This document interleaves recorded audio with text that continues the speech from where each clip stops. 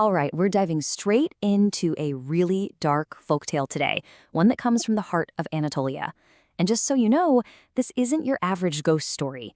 It's about ancient rules, unseen civilizations, and what happens, the absolutely terrifying consequences when someone is foolish enough to break them. The story kicks off with this warning, and it just sets the tone perfectly, doesn't it? It's basically telling us that the real things to worry about aren't some old legends. No, the beings at the center of the story are right here, an active, aware presence. And according to this tale, they're listening to us right now. So before we get to the main event, we really need to understand who, or maybe what, we're dealing with. We have to talk about the Jinn, this civilization that's said to exist just on the other side of the veil from our world. Now, according to this folklore, the Jinn aren't the spirits of people who've died. Not at all. They're a totally separate creation made from what's called smokeless fire.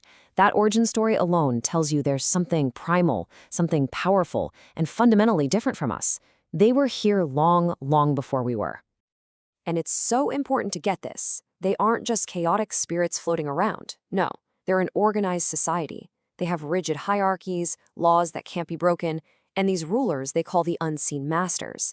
And pay close attention to that last point. Their justice, it's not about simple violence. It's described as something way more chilling.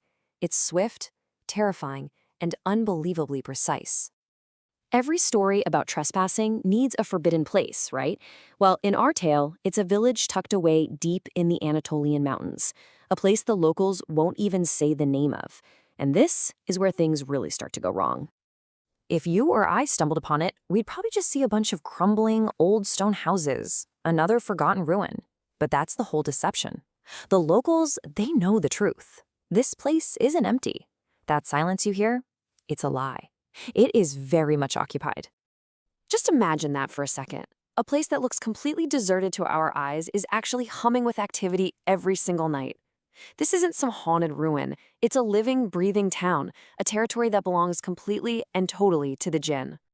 And of course, into this forbidden land walks our protagonist.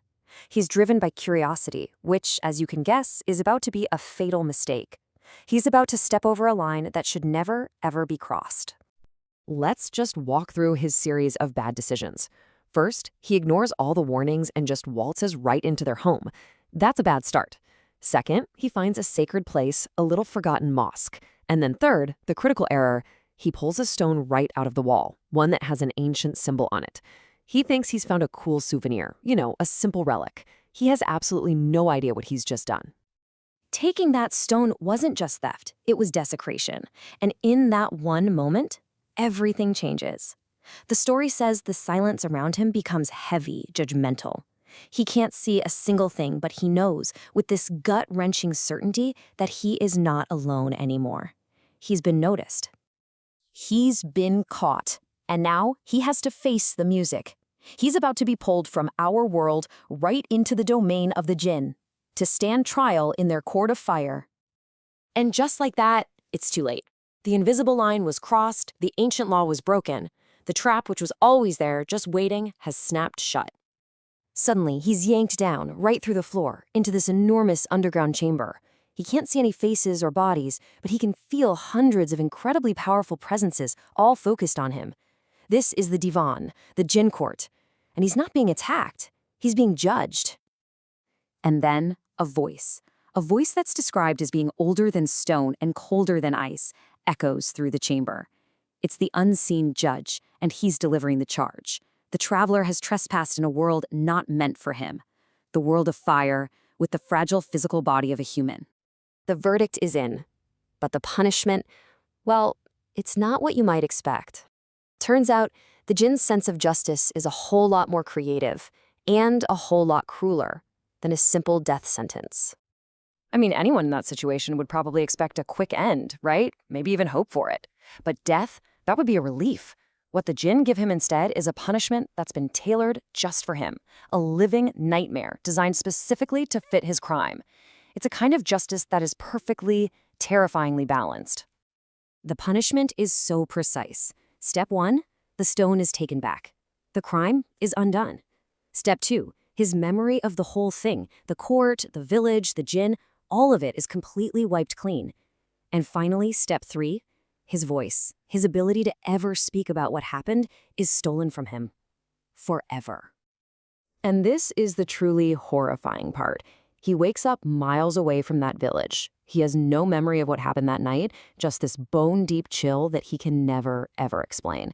He tries to tell people his story, to ask for help, but only silence comes out of his mouth.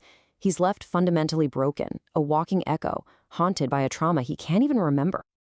So the story is really just a stark warning.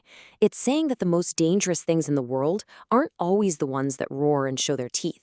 Sometimes the greatest danger lies in those ancient boundaries, those unspoken rules, and the profound, judgmental silence that falls when you break them. And that leaves us with one final, kind of unsettling thought.